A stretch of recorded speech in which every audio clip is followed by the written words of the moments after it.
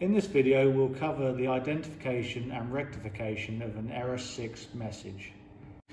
With the error 6, this commonly happens when you press the green button and the actuator doesn't move, as shown now. We start the cook cycle, the platen tries to come down, but as you can see, it's not moving. After a 40-second delay, this will then give an E6 message.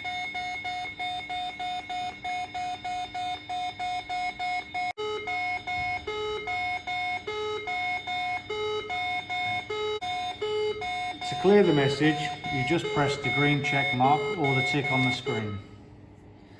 At this point, the actuator will work again if you press the button. So if we press the button again, the same thing would happen, the actuator would not move. So that's the understanding the error 6 message. Next, we'll move on to how to identify the failed component causing the error. So now we've got to confirm the E6 error, we're going to look at the next diagnostics. You can see on the SIB we have the blue LED illuminated, which shows that the actuator is being asked to lower.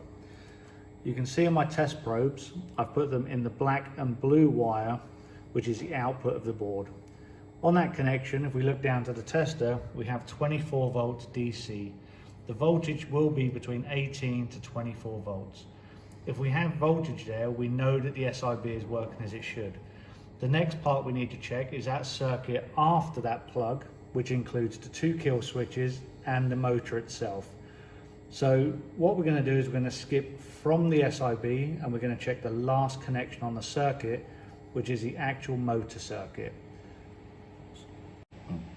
The circuit for the motor is this small 2-way plug with a black and white wire. What we're going to do is put the probe connections in the top. This way we can now check the voltage. So we've exceeded the 40 seconds, we need to start the cycle again. So we're going to press the green button and we're going to bring the platen back down again.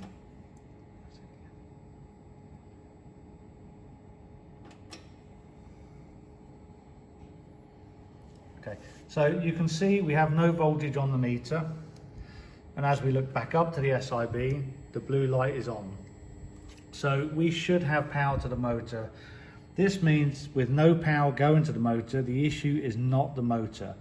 If we had 24 volts here, then we would know the issue was the actuator motor and we would need to change it. As we've confirmed there's no voltage there, the next 2 components we need to check are the 2 upper and lower kill switches.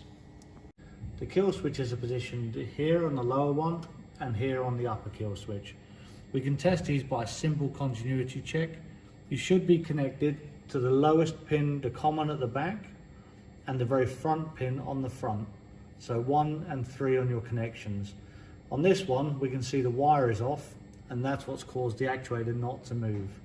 Okay, each kill switch will only run or stop the motor each way. The lower kill switch, if there's a fault with that, will stop the motor coming down. The upper kill switch will stop the motor going up. So normally when there's a failure on these, you'll only get an issue in one direction. Okay.